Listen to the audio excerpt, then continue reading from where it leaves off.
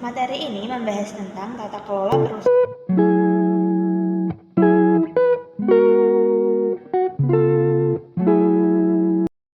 Kemudian yang kelima ada prinsip transparansi dan kejujuran.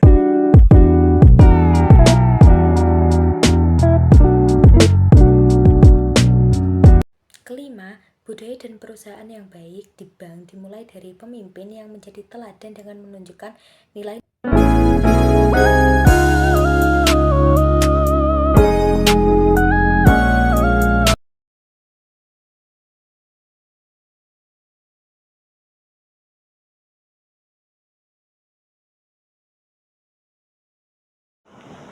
Materi ini membahas tentang tata kelola perusahaan yang baik di bidang perbankan.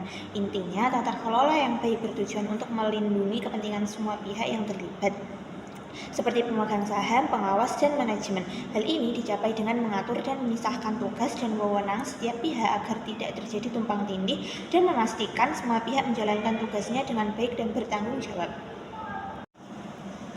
Tata kelola perusahaan bank yang baik tujuannya adalah untuk memastikan bahwa semua pihak yang terlibat seperti pemegang saham dan manajemen memiliki kebebasan dan tanggung jawab yang seimbang.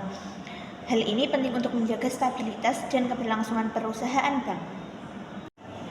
Ada 3 teori tentang tata kelola perusahaan yang baik. 1. Teori agensi atau agency theory. Teori ini menjelaskan bahwa potensi konflik kepentingan antara pemilik perusahaan dan manajemen. Pemilik ingin memaksimalkan keuntungan, sedangkan manajemen mungkin memiliki tujuan yang lain. Untuk mengatasi konflik ini diperlukan mekanisme yang memastikan bahwa manajemen bertindak sesuai dengan kepentingan pemegang saham.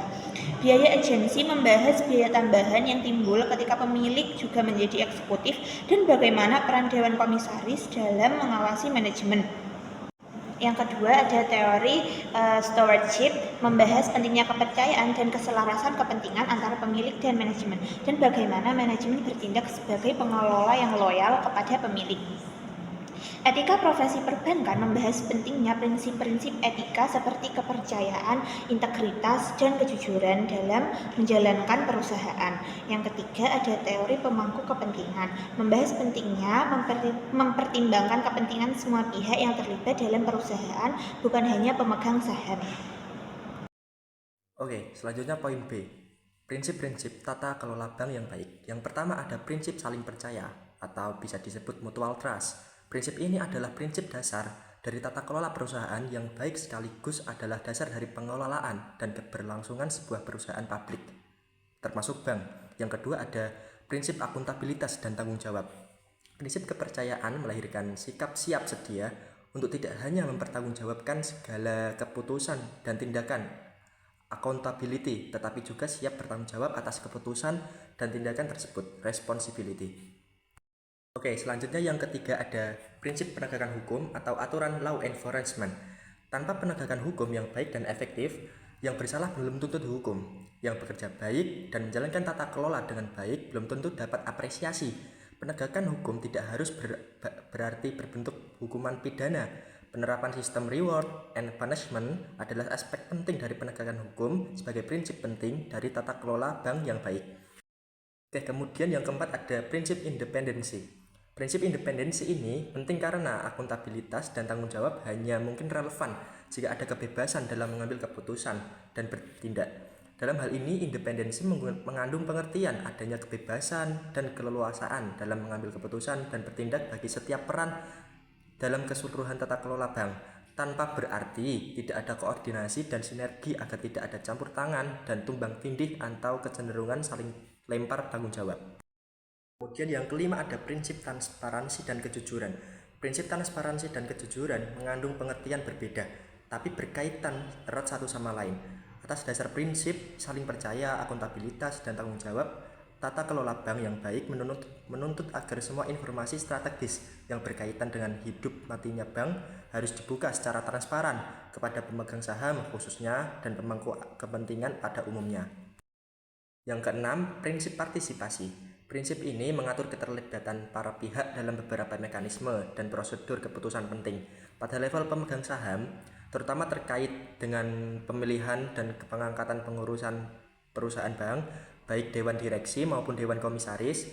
Kemudian pada level manajemen, prinsip partisipasi akan sangat relevan dalam proses pengambilan keputusan, khususnya keputusan etis. Dalam hal ini menuntut agar semua pihak yang terkait dengan ikhwal yang akan diputuskan dilibatkan dalam proses pengambilan keputusan.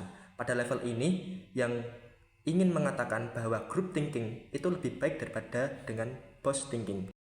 Yang terakhir ada prinsip fairness. Dalam konteks tata kelola bank yang baik, prinsip ini dikaitkan dengan perlakuan yang adil terhadap semua pemangku kepentingan atau perlakuan yang adil atau fair terhadap semua karyawan dalam konteks pengelolaan manajemen kepegawaian. C. Budaya perusahaan sebagai internalisasi etika perbankan. Banyak perusahaan besar, termasuk bank, menerapkan budaya etika yang berasal dari visi pendiri dan berkembang seiring waktu. Tantangan utamanya adalah mewujudkan etika dalam bisnis, bukan sekedar formalitas. Budaya ini harus tercermin dalam seluruh aspek manajemen dan aktivitas sehari-hari, sehingga etika menjadi kebiasaan bagi semua pemangku kepentingan. Langkah-langkah dalam membangun budaya perusahaan pada bank ada 5, yaitu yang pertama, pemilihan nilai pokok atau core value atau prinsip etika harus dilakukan dengan pertimbangan mendalam berdasarkan filosofi bisnis bank, jasa inti, tantangan masa depan, tuntutan masyarakat, dan visi jangka panjang. Nilai-nilai seperti kejujuran, integritas, tanggung jawab, atau kualitas pelayanan dipilih bukan sembarangan, tetapi harus disesuaikan dengan tujuan dan arah bisnis bank. Kedua, selain nilai pokok, perlu juga ada aturan perilaku di perusahaan yang merupakan penerjemahan dari nilai pokok ke dalam aturan yang lebih konkret. Aturan ini harus dihayati dan dipatuhi oleh semua karyawan bank dalam seluruh aktivitasnya. Aturan perilaku ini bersifat tertulis dan berisi hal yang boleh dan tidak boleh dilakukan dalam seluruh pelayanan jasa bank, serta dalam seluruh aktivitas harian di kantor. Aturan ini disertai dengan sanksi bagi setiap karyawan yang melanggarnya. Ketiga, nilai moral yang awalnya normatif dijadikan aturan tertulis dengan sanksi untuk diterapkan oleh karyawan. Selanjutnya, diseminasi nilai dan code of conduct dilakukan sejak awal karyawan bergabung dan diperkuat melalui pelatihan berkala. Pengulangan ini membangun budaya perusahaan yang menjadi kebiasaan hingga akhirnya menjadi gaya hidup atau lifestyle bank. Keempat, bank menerapkan sistem reward and punishment untuk menegakkan aturan perilaku. Penilaian dilakukan secara transparan dan objektif. Untuk membangun budaya perusahaan yang baik, bank memiliki komite etik yang melakukan penilaian etika terhadap karyawan setiap tahun. Penilaian dan penerapan reward and punishment dilakukan secara transparan dan memberikan kesempatan bagi karyawan untuk memberikan tanggapan jika mereka merasa penilaian tidak adil.